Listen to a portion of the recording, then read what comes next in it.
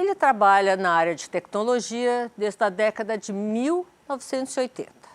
Já passou por grandes empresas como Motorola e Xerox e há 12 anos está em uma das gigantes do setor de tecnologia. Vamos falar agora com Paulo Freitas, CEO da Tivity. Muito bom estar aqui com vocês, participando desse programa. Paulo, tecnologia. Essa é a palavra da moda do futuro de tudo. Vou começar pela inteligência artificial. Como é que a Tivity lida com a inteligência artificial? A inteligência artificial, Sônia, ele vem para nós como uma grande oportunidade de negócios, mas antes disso ele vem como um grande benefício, um fator de benefício para a sociedade em geral, né? Nós temos trabalhado ativamente nesse tema.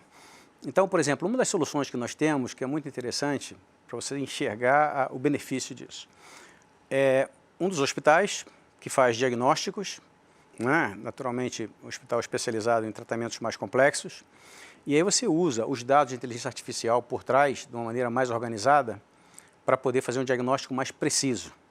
Tá. Então, você tem um diagnóstico mais rápido, mais preciso, com a chance de cura e de tratamento mais adequado muito maior.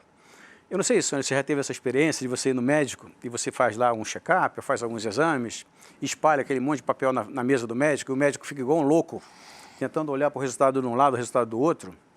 O que a inteligência artificial faz é, por exemplo, juntar tudo aquilo, botar juntos e te dar um resumo lógico que te encurte esse caminho. Então, por exemplo, isso aí ajuda muitíssimo. Esse é um dos exemplos que nós temos e que funciona muito bem. Mas isso é tecnologia, né? É tecnologia, porque eu acho que boa parte das pessoas está tratando hoje a inteligência artificial como se fosse um ente misterioso, separado da tecnologia. Ela é um braço da tecnologia, ela é um braço auxiliar da tecnologia. Você, dentro desse espectro, o que a Tivity está trabalhando para avançar nos próximos 5 anos? A Tivity, basicamente, hoje é uma empresa que trabalha com transformação digital. E aí, transformação digital, querendo você ou não, goste você ou não, digitalização, você vai acabar passando por ela, queira você ou não, sua empresa queira ou não. O que passa por transformação digital? É uma concessionária de energia elétrica que quer ter as suas contas não entregue lá na boca do cachorro na sua casa, conforme acontecia antigamente, e sim chegando eletronicamente para você, ou no aplicativo para você tirar isso digitalmente. E a leitura eletrônica também, né? E a leitura também, e o desligamento e a religação também, às vezes, remotamente, eletronicamente. Então, essa parte de digitalização, a cobrança via digital também, para você não ter que pegar aquela fatura, achar onde é que a empregada guardou a conta, onde é que você botou a conta, onde o seu marido deixou a conta, né? É feito digitalmente. Então, esse processo, ele significa mais precisão, mais velocidade, mais rapidez, né? É você tratar melhor o seu cliente também, porque um cliente que está procurando a fatura que não recebeu, quantos de nós aqui que paga condomínio, por exemplo, fica igual um louco procurando o boleto do condomínio que não chegou e você está preocupado que hoje é dia 10, se você não pagar, vai pagar com multa, né? Então, esse processo de digitalização... Isso vai acabar. Ele vai acabar com isso, que acaba com a tarefa mais manual. Ele automatiza isso e ajuda. E a Tivity presta esse serviço? A Tivity faz tudo isso, né? E aí você tem, Sônia, empresas que querem digitalizar processos. Que é alguém que quer fazer os pagamentos mais automatizados, quer fazer a fatura mais automatizada. Tem gente que quer lançar produtos, por exemplo. Por exemplo, nós temos um cliente importante aqui no Brasil, que é uma corretora, na verdade, e que está lançando um leque de 14 produtos, todos ao mesmo tempo. Então, você não conseguiria viabilizar hoje se não fosse através da transformação digital. E o que é bacana por trás disso também, Sônia, é que quando você põe inteligência artificial por trás e o que a gente chama de data lakes, né, que a gente chama de análise de dados, que é data analytics por trás, você consegue fazer coisas maravilhosas. Vou te dar um exemplo. Antigamente, as áreas de crédito, né, tinha que aprovar assim, eu devo vender esses produtos para o armazém tal, tal, tal. Aí você pegava e olhava se o armazém tal, tal, tal, está sujo lá no Serasa, no SPC. Você perdia pelo menos um meio-dia checando tudo. Você tinha que fazer o processo de checagem manual e você tirava, Sônia, um retrato. A diferença que eu falo com inteligência artificial hoje, você vê um filme, porque no que você organizar os dados daquele armazém numa área contida num data lake, você não vai enxergar o momento. Você vai enxergar o seguinte, nos últimos 5 anos, aquele armazém atrasou alguma vez a fatura? Ou deixou de nos pagar? Então, fora a automatização, você vai ter uma visão muito mais ampla. E o que faz a Tiviti? Quais são as atividades? Ela começou como merchandising, não foi? Basicamente, o que a Tiviti faz, ela faz esses processos de transformação nas empresas. E aí, por trás disso, Sônia, ela pega e fornece toda a infraestrutura, porque se você vai desenvolver um aplicativo para a sua empresa, ou para a tua solução, ou a transformação de um negócio, isso vai ter que ser processado em algum lugar. E aí você vai precisar de transformações e processamento através de nuvem. Então você precisa desenvolver, estabelecer o processo que você vai montar, processar em algum lugar. Hoje tudo é processado em algum lugar, né? Mesmo na nuvem, essa nuvem não está lá no céu, ela está em algum lugar aqui na Terra e tem que ser processada aqui.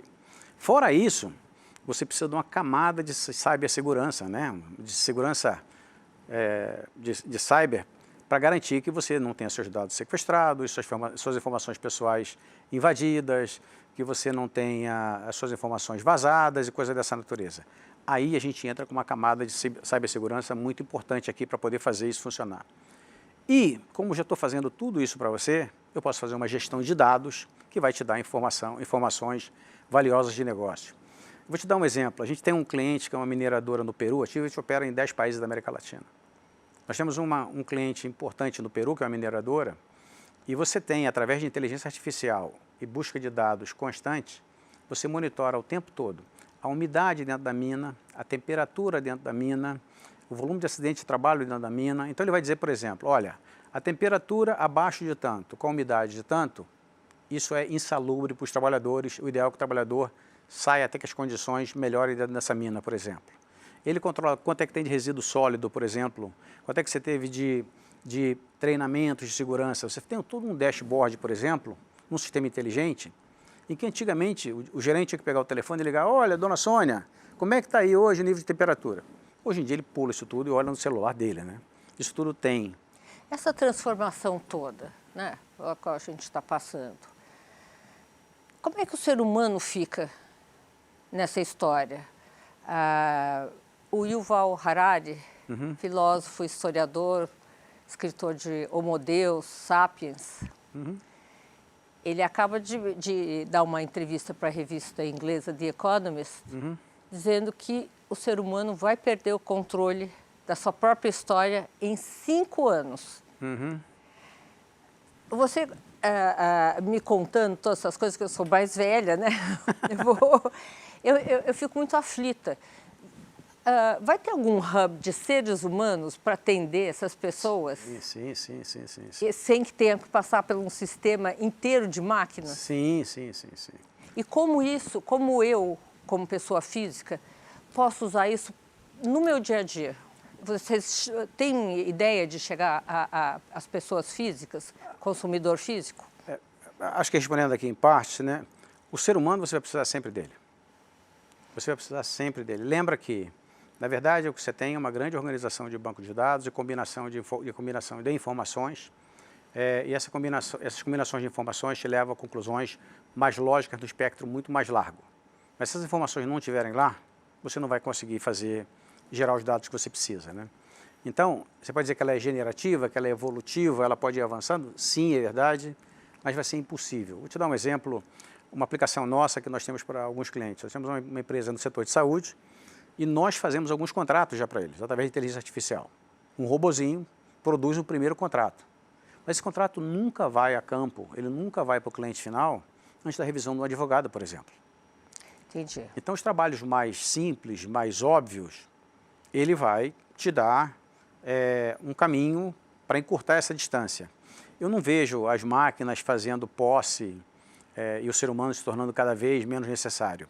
Lembra que o que você está juntando através do OpenAI, ChatGPT, inteligência artificial... São dados levantados pelos seres humanos. Isso. Hoje estava um manifesto dos jornalistas, né? Fizeram um levantamento, por exemplo, que as conclusões do ChatGPT tem uma boa parte, vem, na verdade, de material jornalístico, né? Vocês que são jornalistas, por exemplo, muita coisa de conclusão do ChatGPT é baseada em informações jornalísticas, por exemplo. Então, essa informação ela tem que continuar sendo retroalimentada, e o ser humano é que vai ter que estar participando desse nível de informação. Agora, o encurtamento, ele é muito grande, é muito grande. Então, se você pensar assim, no outro dia eu tinha um amigo no Rio de Janeiro e ele estava lá precisando fazer a construção de um muro de arrimo para um ambiente tal, com a clive assim, assado, e nós entramos lá, ele entrou no meu celular aqui, aonde a pessoa física pode utilizar, e entrou lá no chat GPT, tem a seguinte situação, muro de arrimo, não sei quanto, com inclinação de tanto, com altura tal, o que você me recomenda fazer? E ele já te dá ali, não 100% que você precisa fazer, Sônia, mas ele vai te dar um belo começo. Uma ideia, pelo menos, né? Exatamente, do que você precisa fazer, entendeu? Dizem que 80% das profissões futuras não são conhecidas hoje. Verdade. Né? Você não sabe muito para onde vai o mercado. Lidar com isso é uma coisa que te traz tranquilidade, você consegue lidar com sem controle do futuro? É mais ou menos isso. Você consegue viver sem poder controlar algum futuro? Muito tranquilamente, muito tranquilamente. Muito tranquilamente. Olha, vou te dar alguns exemplos, né?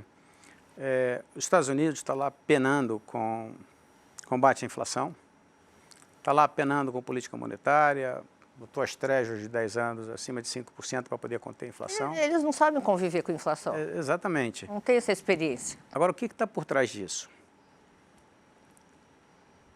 Nós estamos com um nível de desemprego nos Estados Unidos que é de 3,7%, 3,8%, que para os Estados Unidos é virtualmente zero. Porque 3,8%, 4%, é um número assim que você não tem profissional, você não tem gente, Sônia. Então lembra o seguinte, ó, você veio da automação, você veio da migração para outros países de atividades, né? O pessoal foi todo para o México, foi para o leste europeu, foi para a China, você teve o evento da internet, você teve o evento da robotização e não tem gente para trabalhar. O nível de desemprego é muito baixo nos Estados Unidos, da verdade. No Brasil, nós, dentro da economia associada com inteligência artificial, entre 65 países, o Brasil ocupa a posição 32, para você ter uma ideia. Então, o Brasil está entre as 10 maiores economias do planeta e ocupa a posição 32. Sabe por quê? Nós não temos profissionais aqui. Não temos, mas isso eu ouço sempre. Então, o que eu quero te dizer?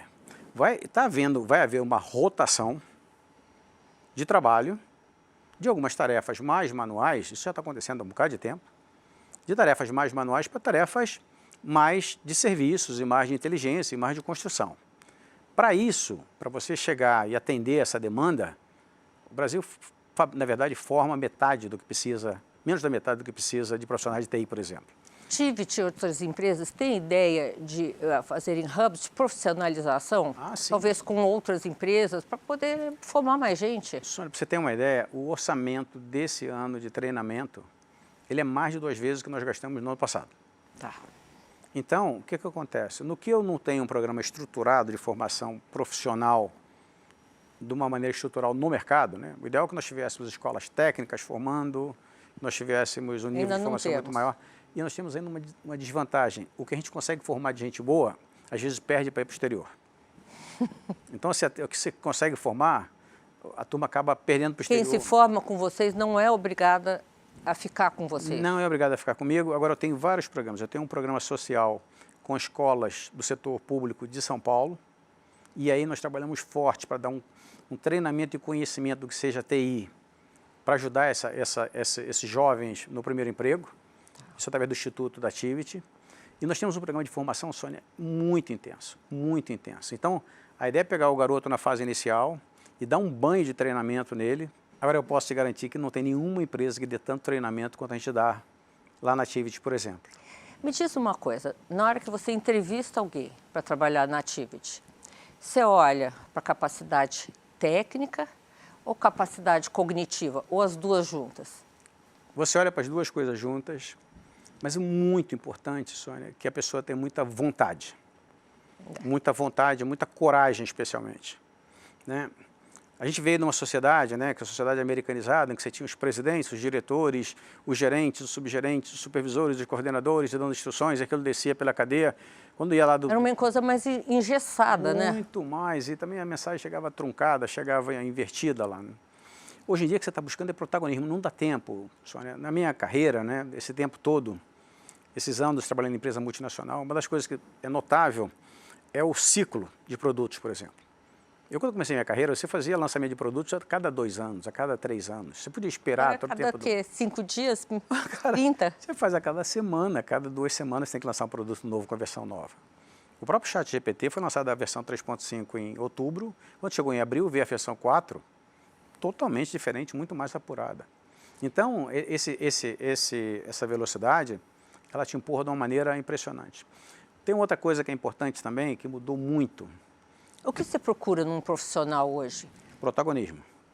Protagonismo. Se ele tem capacidade de ser protagonista, se ele tem coragem para ser protagonista, se ele tem vontade de vencer. Mas todos os protagonistas não vai dar certo. Vai funcionar, Sônia, vai funcionar. Porque a velocidade que você exige, esse modelo de estrutura completa, ele já não vai funcionar mais. Ele não dá para ficar esperando o chefe dar ordem para outro chefe dar ordem, para outro chefe dar ordem. Você precisa ter... Cada iniciativa. Tem que ter muita iniciativa. Aquele modelo autocrático nosso, que aguarda a instrução do chefe. Ah, foi o chefe que mandou fazer, deu problema, foi o chefe que mandou. Esse modelo não vai existir. Então, além da formação, você passa muito por protagonismo, por vontade de fazer, por coragem de fazer, né? Porque senão você pega, basicamente, as pessoas parecidas com você e às vezes não têm o mesmo perfil de coragem. Em termos de diversidade, como é que a Activity funciona? A Activity funciona ativamente, Sônia. Eu meço isso ativamente todos os meses. Hoje, agora nós estamos comemorando que nós chegamos a 1/4 da liderança com mulheres na companhia, para você ter uma ideia. Tinha quanto antes? Antes você tinha perto de 12%, 13%. Então nós fomos subindo isso aqui aos poucos, chegamos a 1/4 depois de 3 anos de trabalho duro. Mas é uma coisa que nós queremos de 12 para 25? Exatamente, nós queremos perseguir isso, entendeu, Sônia? Porque o que acontece? Quando você pega alguém muito parecido com você, homem, branco, formado em boas universidades, estudado em escolas americanas de nível superior, você vai ter a mesma coisa. Você precisa de ângulos diferentes, atitudes diferentes, seja no comportamento do masculino ou feminino, seja por opção sexual, seja por linha de pensamento, né? Eu, por exemplo, não tenho nenhuma tatuagem, né? E às vezes eu sento lá frente a frente com alguns com um piercing aqui, outro piercing aqui, um pouco de tatu no braço, mas é um garoto geralmente que traz uma ideia fabulosa. Que você não teria? Nunca pensei, Sônia, nem me passa perto. Mas é exatamente isso. E essa dinâmica, ela é muito rica, né? Para as empresas em geral.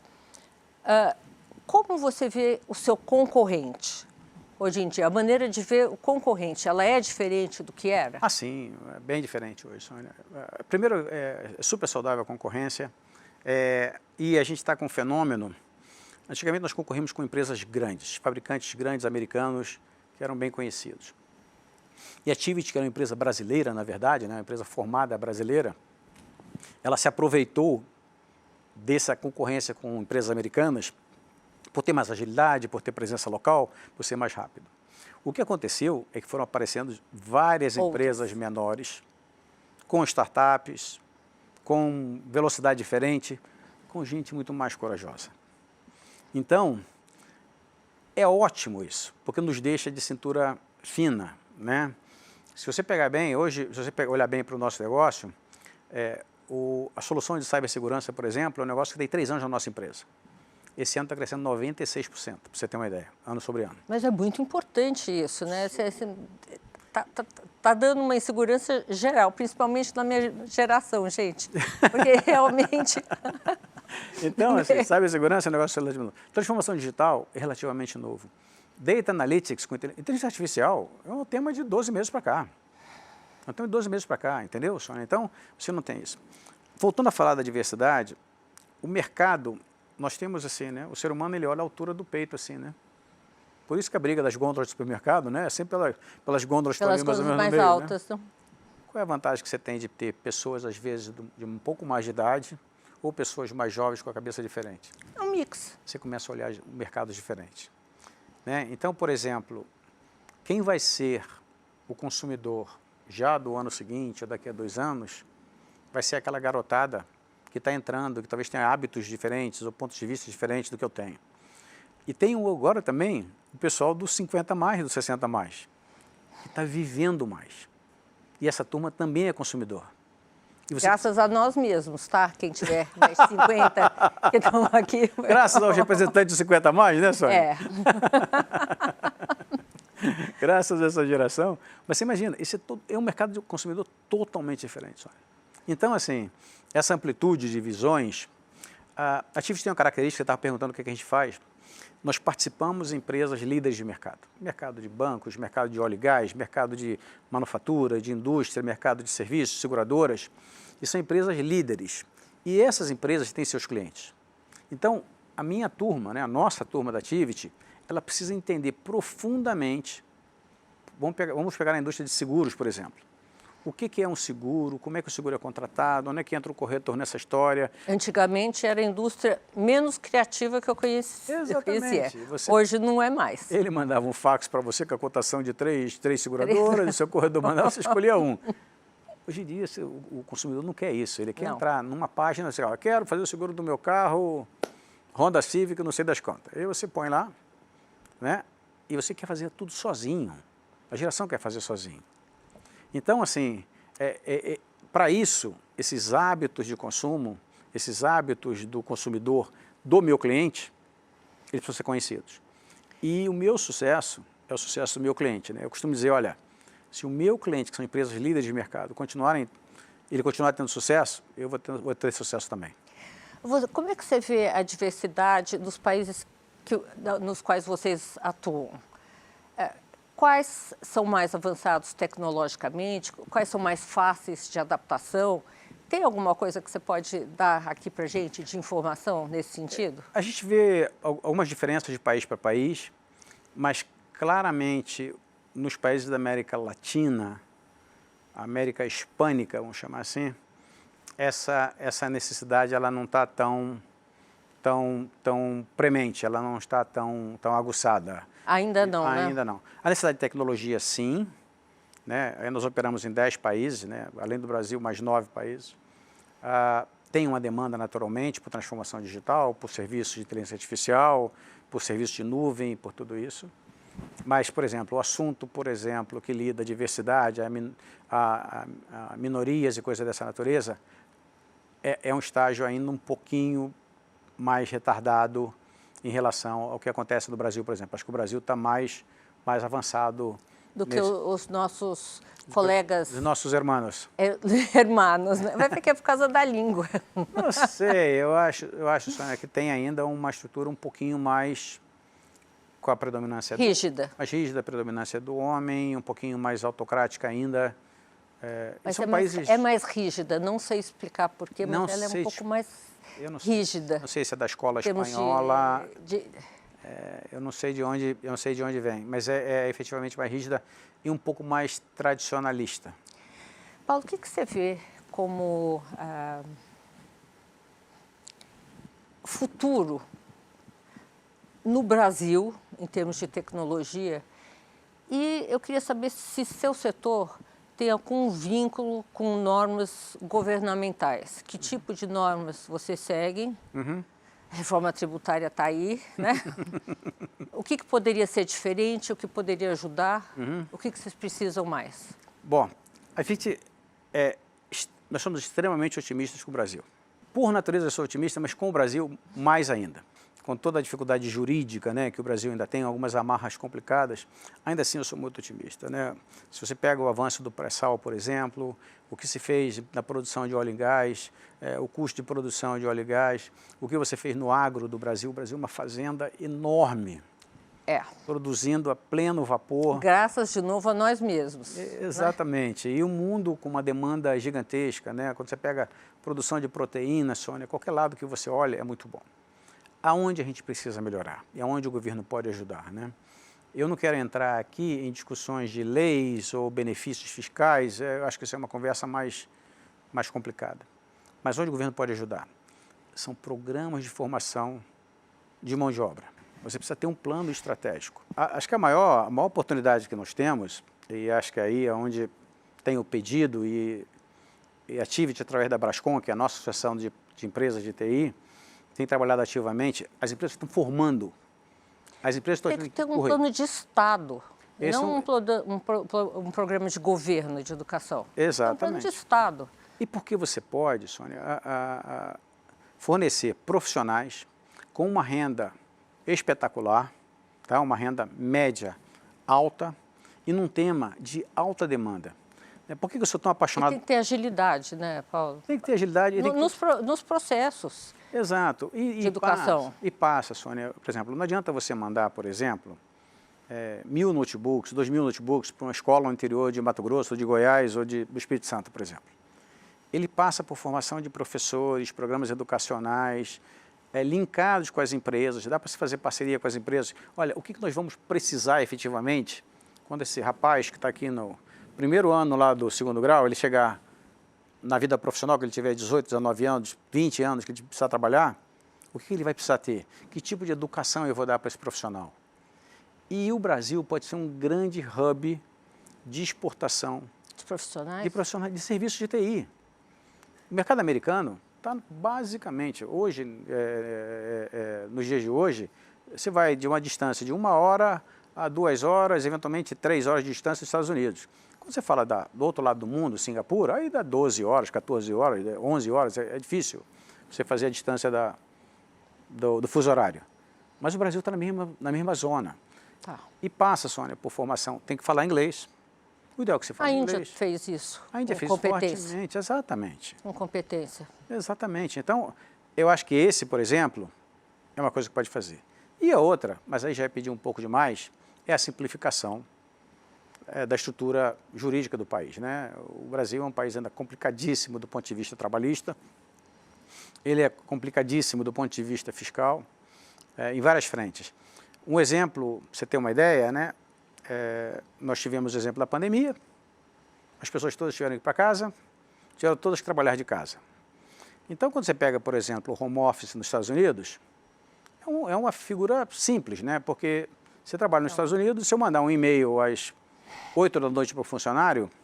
Você não vai ser... Você vai levar um processo. Você não levar um processo. Se o funcionário trabalha de 8 às 5 e ele receber um e-mail às 9 da noite, por exemplo, se você não bloquear o e-mail dele, você vai ter um processo trabalhista que ele ficou trabalhando, trabalhava repetidas vezes numa jornada... Mas nossa legislação trabalhista, a jurídica, né, realmente, eu não sei se... Alguém pode até me falar que eu não sei se é uma coisa latina, né? É uma sofisticação da sofisticação da sofisticação que não tem simplificação. Mas você sabe, Sônia, que essa é uma jabuticaba brasileira. Colômbia não tem isso, Argentina não tem isso, Chile não tem isso, México não tem. Eu opero nesses países todos, né? Não tem isso. Colonização portuguesa? Eu não não sei sei. como é que é em Portugal. Eu também não sei como funciona em Portugal. Porém, essa só vê isso no Brasil. E é um custo, esse é um custo enorme. Eu gostaria de vê-lo aqui com a gente outras vezes. Foi um prazer conversar com você e tê-lo conosco. Obrigado, Sônia. Obrigado pela oportunidade. Obrigado a todos. O programa de hoje está terminando. Obrigada pela companhia e até semana que vem aqui no Band News.